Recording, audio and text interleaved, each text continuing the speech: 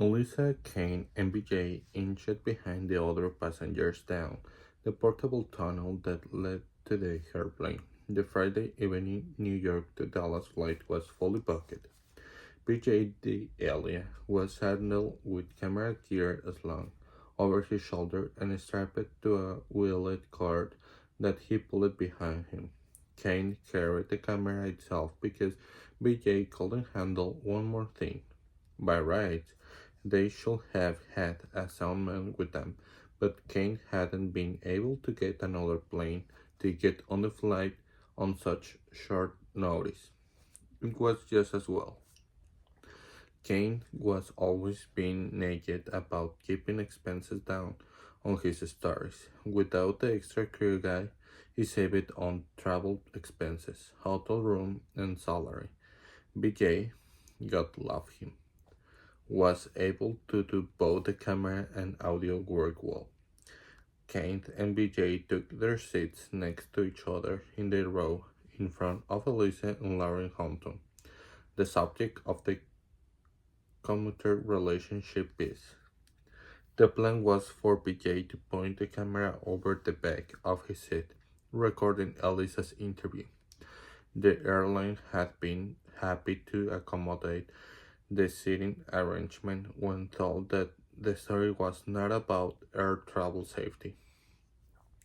With standing orders from their sponsor at Key News that any scheduled airline commercial should be pulled from running in a broadcast featuring a plane crash.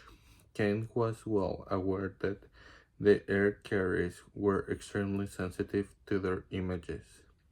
A story emphasizing that air flight was integral to keeping personal relationships strong was right up the airline's PR alley.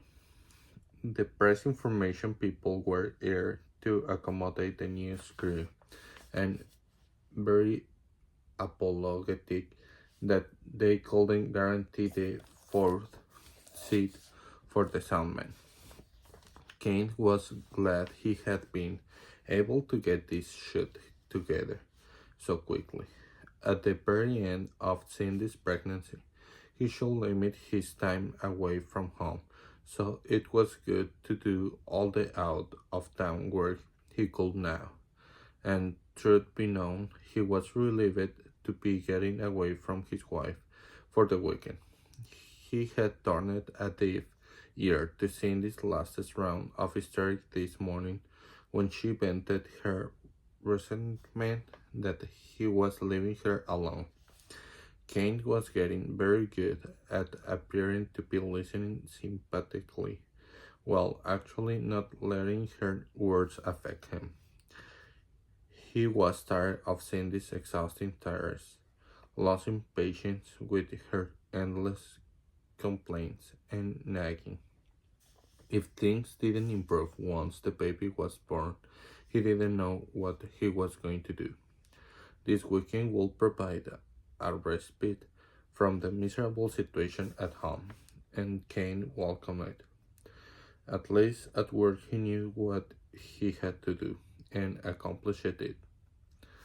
No, no one questioned his motives or whined about his coming up short in pleasing them. He didn't have to make anyone happy. Of course, there was the care of feeding of the anchorman to consider, but Elisa was basically low maintenance, as on air types went. She was a pro, expecting her producer to set up the story and coordinate the elements. She was not going to expect Kane to research the finest restaurant in town and make sure they had reservation in place, or book a spa visit for her to squeeze in a facial and massage while they were on the road.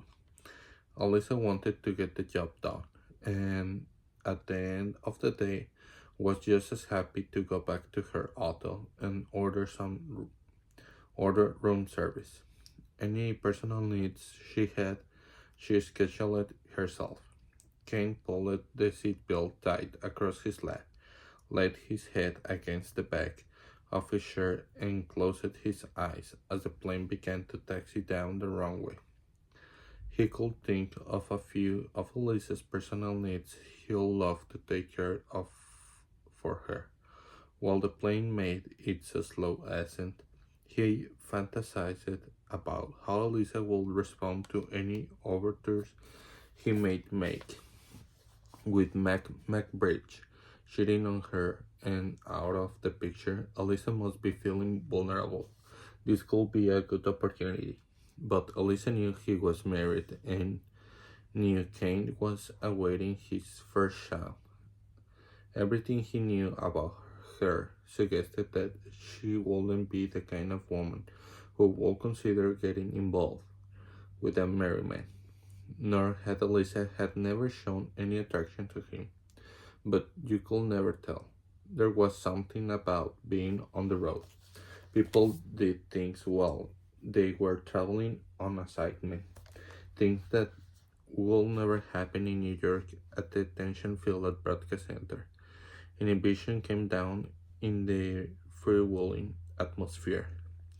Many an internecine liaison happened on the road. Afterwards, there was no honor in talking about it.